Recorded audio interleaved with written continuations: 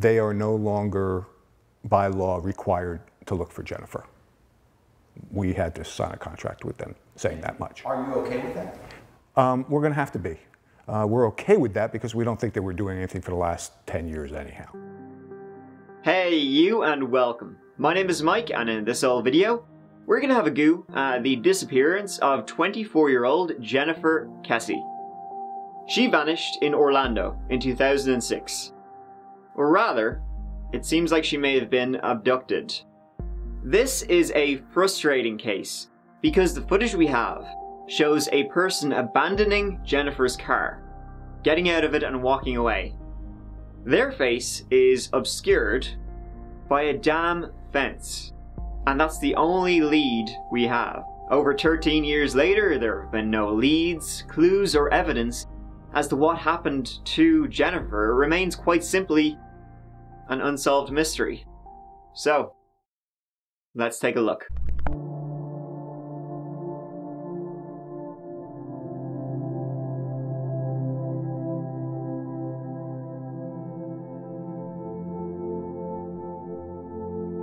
Jennifer Kesse was 24 years old at the time of her disappearance, and by all accounts was a successful young woman. She had graduated from the University of Central Florida in 2003 with a degree in finance. She was working as a finance manager at Central Florida Investments timeshare company and was the new owner of a condo. Jennifer and her boyfriend, Robert Allen, had also just come back from a weekend holiday in the US Virgin Islands. They arrived home on Sunday, January 22nd, 2006. She stayed the night with her boyfriend before heading to work the next morning. And it would be that day, Monday, January 23rd, 2006, that Jennifer would be last seen. She was last seen leaving work at approximately 6 p.m. She called her parents, presumably to let them know how the trip went, and arrived home that evening. At 10 p.m. that night, she chatted to her boyfriend on the phone, and they said their goodnights. That would be the last contact anyone would have with her. The next morning, Jennifer's boyfriend, Robert, he tries calling her, but it goes to voicemail. He would call and text a few times. He normally would have heard from her first thing in the morning, or at least on her way to work. But she did mention to him that she had a meeting that morning, so he assumed she's already in it. By 11 a.m., with no sign of her at work, her coworkers begin questioning where she is. She had just missed an important meeting, and she wasn't the type to just not show up, or at least not call them, to let them know what's going on. Her coworkers ring her parents, who, worrying themselves when they can't contact her, drive to her place. They were coming from Tampa, so they contact the manager of the building her condominium was in to go and maybe check on her, see if she's there, see if she's home, see what's up. He knocks and then enters her place with his spare key. He looks around. Everything looks hunky-dory, but no sign of her at all.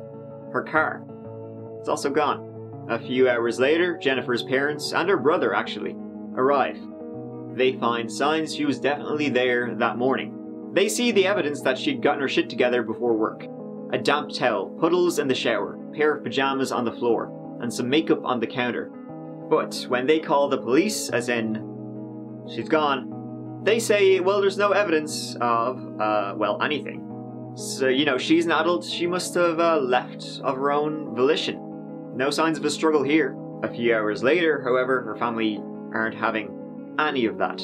They start an immediate search that evening, handing out flyers, and eventually a detective arrives and is on the case of what happened to Jennifer Kesse. As her condo, it looks fine. There's no signs of a struggle or anything like that. They begin to deliberate on a theory that she was abducted on her way into work. It would be 2 days later. 2 days of frantic searches with nothing, absolutely nothing being found. That they would get something. On Thursday, January 26th, at about 8 o'clock in the morning, the police receive a call from somebody who thinks that they saw Jennifer's car. They saw her car on the news, knew that she was missing, and they say, kind of looks like her car, parked outside my apartment complex. Maybe you want to check it out. It was her car. Her black 2004 Chevy Malibu was discovered parked at another apartment complex a mile away from her own place. And the police thought they might finally have a break in the case of what happened to Jennifer when they learned that there were several hidden surveillance cameras around the apartment complex showing the car park. But upon viewing the footage, well, this is what they saw.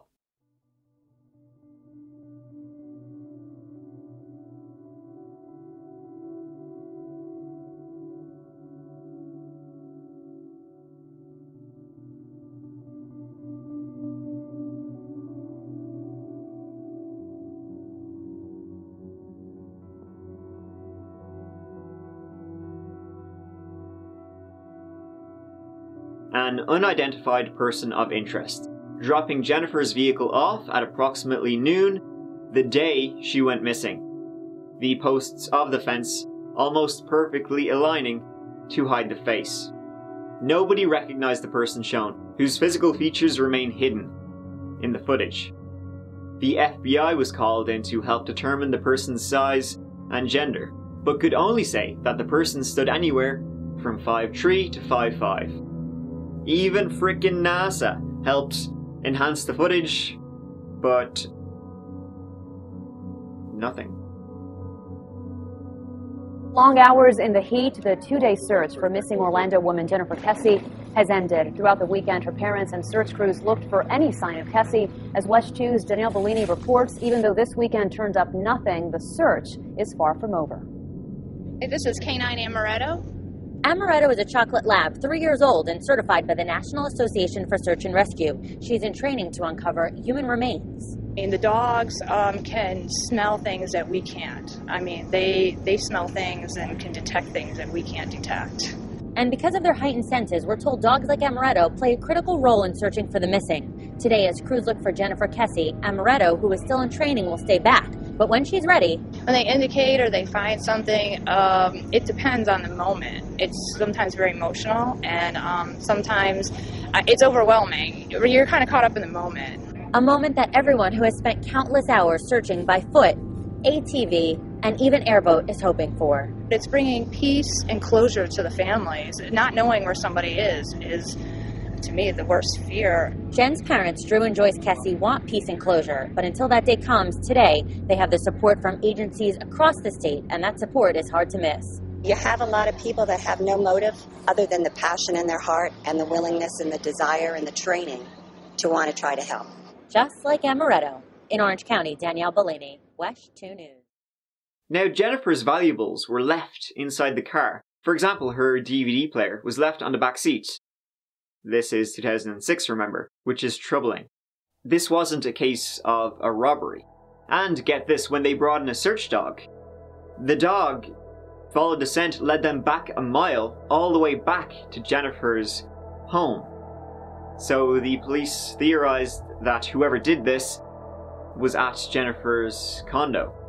But again, when they're in there, they saw no signs of a struggle, nothing was taken from her place. Forensics found jack shit on the car also. A partial fingerprint, so wasn't much help, and a tiny bit of DNA which was useless. Nothing else amounting to any evidence was found, so detectives believed the car was wiped down. Therefore, the suspect, they knew what they were doing. The only items missing were Jennifer's phone, iPod, keys, purse, and briefcase. Pinging her cell phone gave them nada, as did tracking her bank card. My name is David Bigney. I'm an attorney and I'd like to talk to you about Jennifer Kesse. It's time to bring Jennifer Kesse home. If you have any information about where Jennifer is, who has taken her, or the person of interest, please contact a lawyer immediately. Ask a lawyer about the protection you may have under attorney-client privilege and how your identity can be protected, and provide him or her with the information that you have. Your attorney will work in your best interest. There is a reward for information that leads to the whereabouts of Jennifer or the person of interest. Please do the right thing.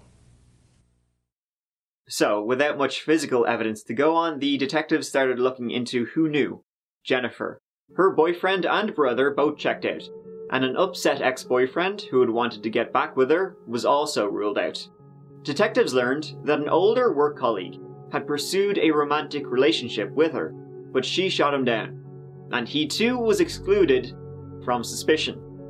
However, on the day of January 24th, the day Jennifer went missing, this person didn't show up to work until noon. His excuse for being late had to do with a traffic ticket he received. This was never proven. The following day, when talking about Jennifer's disappearance, his response to another co-worker named Adam was, "She's likely eaten up by alligators already." In 2010, Adam filed a complaint against this co-worker as he began harassing Adam about following up with the FBI on information he provided about Jennifer. Now, at the time of her disappearance, Jennifer's building was under a bit of DL construction, and she said to her family a couple of times that she had been harassed and catcalled by the construction workers. A lot of the workers didn't speak the English, but they couldn't find anything suspicious among the employees regardless. I'm Joyce Kesse, and I am the mother of 26-year-old Jennifer Kesse. And I'm Drew Kesse. I'm Jennifer Kesse's father. Jennifer has actually been missing. Today it is Tuesday, November 13th. It is actually 94 weeks ago today that Jennifer did not show up for work. This is a deck of playing cards that we, the family, created, and all 52 cards are Jennifer. This is what we call the Genmobile. This is a riding billboard. Gives all the information for Jennifer, her website, her reward. And Jennifer, wherever you are, we love you, and we're never going to stop trying to find you and bring you home. You know that. And that's it. Frustrated? Me too. As you can imagine, everyone who knew her is. There have literally been no clues, leads, or evidence as to what happened to Jennifer and who, possibly, took her. I mean, apart from that footage, which is just more frustrating than anything. Journalists at the time wrote that this person was the luckiest person ever, essentially. Investigators and Jennifer's friends and family, they do remain open to a theory that she may have been trafficked, human trafficking. I don't think that's entirely likely. She's not the usual target, but who knows. It seems most likely that Jennifer was abducted from her condominium parking lot as she was leaving for work on Tuesday morning, between 7:30 a.m. and 8 a.m., when she usually left. If the suspect knew her and was watching her, or if it was just some random guy, we don't know. Although if she was taken, it's more likely they had been stalking her for quite some time. Though if someone was stalking her, she wasn't there at all that weekend. She'd just been in the US Virgin Islands. So they wouldn't have seen her at all. So I don't know. She could have been taken also on her way to work. While she was driving, somebody, I don't know, jumped into her car. Another thing to consider is if somebody abducted Jennifer, bundled her into her own car, drove away, ditched her somewhere, and then abandoned the car somewhere else, and then wiped the car clean, the car can still give information. There was mud on Jennifer's car, possibly old mud, but it could have been from where she was driven somewhere and dumped. The gas level in the car was consistent with her regular driving. She'd only just filled it up the day before. And again, there's only a few hours between when she's believed taken and when the car was left. There's about 4 or 5 hours between when they knew she would have been getting ready and going to work, till when her car was spotted being left there by some unknown person. So it's not a huge amount of time for somebody to put her in the car, drive off somewhere. Like, the mileage wasn't enough in that time frame for them to have gone far. So either there's something in that 1 mile distance that is where Jennifer went. There's something the police missed when they were looking, but the police dog didn't find anything. Or I think just more likely, this was a 2-man operation. You know, somebody took her into a different car and drove off, and then the other guy abandoned her car. But again, this is all just theories. We really don't know what happened to Jennifer. We don't even know if she was abducted. The only thing we do know for sure is that somebody dumped her car, walked away, and was never seen again. In 2007, the company Jennifer worked for offered $1 million for information leading to her whereabouts. In 2010, the FBI took over the case. The Orlando Police Department has conducted a very aggressive investigation into this situation. But as you know, when you have someone else to, come in and with fresh eyes and take a look at a situation, whether it be a document that somebody's drafted or an investigation, and as in this case, a lot of times people will see different things that maybe may have been missed, or at least we make sure they weren't missed. The latest search for her took place in February 2014, and investigators continue to receive and pursue leads to this very day. Well, this weekend marks 9 years since Jennifer Kesse disappeared in Orlando. Her case gained national attention in 2006. Police just released this new age progression photo of Kesse. You see it there. She was last seen at her condo in South Orlando, and police have received more than 1,000 tips since then. Our Taking Action coverage to help find Jennifer Kesse continues nearly a decade later now. Her family, who lives in the Bay Area, have never given up hope she is still alive. Can't believe it. Still can't believe that Jennifer was the victim of a heinous crime. I can't believe she was stolen.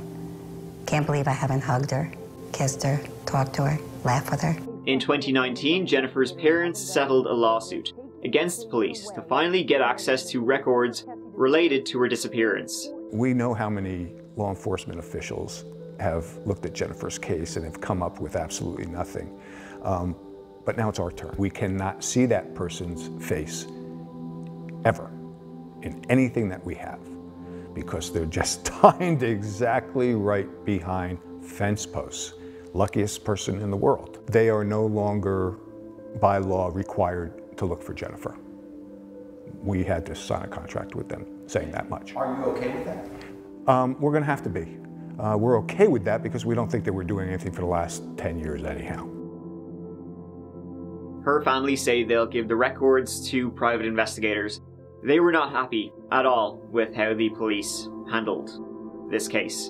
And the footage is just one of the reasons why this case is so frustrating. Even NASA put a guy on the moon, and nothing could be done. No other angles could be found to try and get a better image of who this person was. There is absolutely nothing in this case that we're aware of that could provide any leads or clues as to whatever happened to Jennifer Kesse. She is still considered missing. Thank you so much for watching. I really appreciate it. If you'd like to watch some more of my videos, please work away and subscribe for future ones. I will see you as always real soon in the next video. Take care of yourselves. Mike out.